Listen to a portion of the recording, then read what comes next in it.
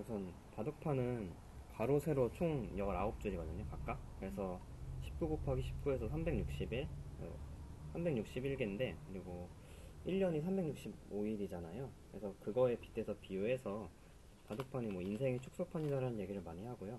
아무래도 그 바둑판 안에도 그 교훈이 많이 담겨 있으니까 아마 그런 거에 빗대서 표현하는 것 같아요. 가장 기본적인 거를 설명해 드리면은, 바둑 돌은 선과 선이 맞닿아 있는 부분에 착수를 하는 거거든요. 예를 들어서 이런 부분에 놓아야지, 유아들 같은 경우에는 이 네모 칸에 놓는 경우가 있어요. 이렇게 하는 거는 그게 아니고, 선과 선이 맞닿는 자리, 이런 데가 바로 돌을 놓을 수 있는 자리고요. 네. 가장 기본적인 규칙을 설명해 드리면은, 예를 들어서 지금 이 100 돌을 따낸다고 하잖아요. 그러니까 TV에서도 종종 보셨을 텐데 이렇게 드러내잖아요. 이렇게 하려면은 지금 이게 100이 네 방면이 다 막혀 있죠. 네. 이런 부분을 100의 활로라 그래요. 그러니까 유아들한테 가르칠 때는 보통 숨구멍이라는 표현을 자주 쓰죠. 그래서 지금 100의 숨구멍은 하나, 둘, 셋, 네 개가 있다. 그래서 이 100의 숨구멍을 흙에다 막게 되면은 이 백도를 따낼 수가 있는 거예요. 그러니까 말하면은 죽는다고 표현을 하죠. 따낸다고, 잡는다. 네. 그런 식으로 표현하는데, 그리고 이런 게 다 쌓여서 바둑의 가장 기본적인 규칙 중에 하나가, 서로 집을 비교해서 그 한 집이라서도 많은 사람이 이기게 되는 경기인데, 집이라는 거는 간단히 표현했을 때 자신이 둘러싸고 있는 거를 공간을 표현을 해요. 그러니까 예를 들어 지금 이 모양이면은 여기가 한 집이 되는 거고요. 네. 그리고 뭐 같은 의미로 두 집, 세 집 이렇게 늘어나는 거죠. 그래서 바둑이 경기가 다 끝났을 때 자신이 둘러싸고 있는 영토가 조금이라도 더 크면은 그 바둑에서 승리를 하게 되고요. 그리고 그러니까 흙이 먼저 두면은 아무래도 한 수씩 더 많이 앞서 나가니까 유리하잖아요. 네. 이런 거를 방비를 하기 위해서 백한테 핸디캡을 좀 주게 됐는데요. 지금 한국에서는 6집 반, 그리고 중국에서는 7집 반을 핸디캡으로 주고 있어요. 이 반집이라는 의미가, 예를 들어 뭐 30대 30 그러면은, 그러니까 집수가 같잖아요. 네. 그러면은 승패를 가리기 위해서 저희가 임의로 가상의 집을 만든 거예요.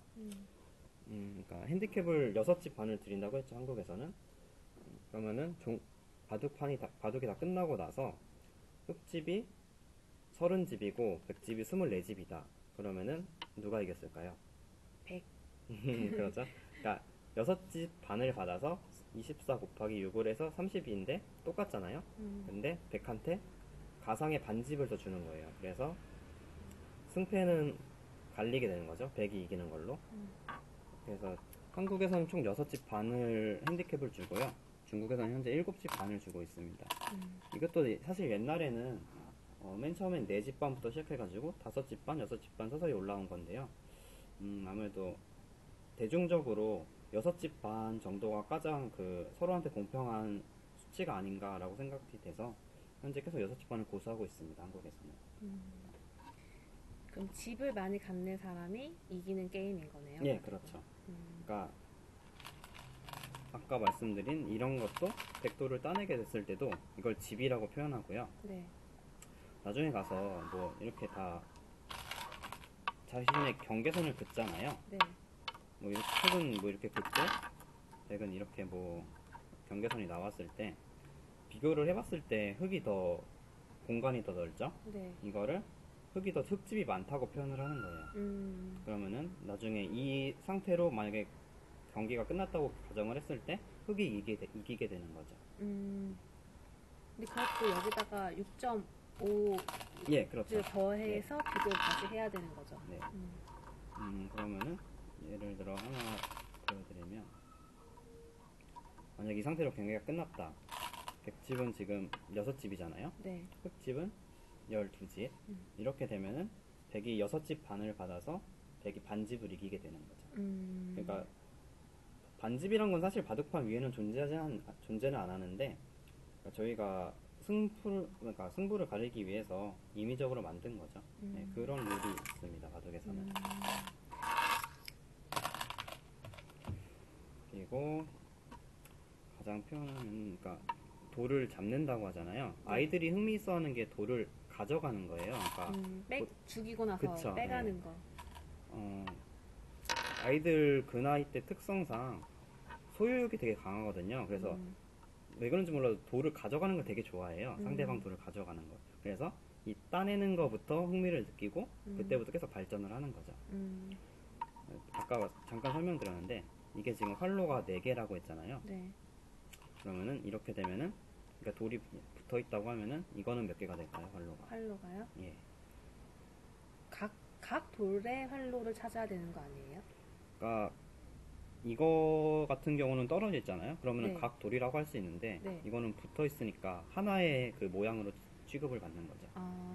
그러면 하나, 둘, 셋, 넷, 다섯, 여섯. 네, 맞아요. 네. 6개인데, 그러니까 성인들이 보통 훨씬 유아보다 습득이 빠른 이유가, 뭐 지능도 당연히 차이가 있지만 유아들 같은 경우는 여기까지 활로라고 계산을 하거든요. 그래서 하나, 둘, 셋, 넷, 다, 일곱, 여덟, 아홉, 10개라고 말하는 아이들이 많아요.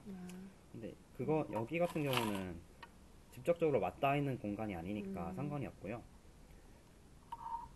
다 이렇게 해서 막히게 되면은 이 돌을 드러낼 수가 있는 거죠. 그래서 하나의 활로는 4개, 기본적으로 4개고요. 네. 뭐 붙어 있으면 6개, 뭐 이렇게 이런 식으로 늘어나는 거죠, 활로가. 이거를 막았을 때 흑돌을 잡는다고 표현을 하고요.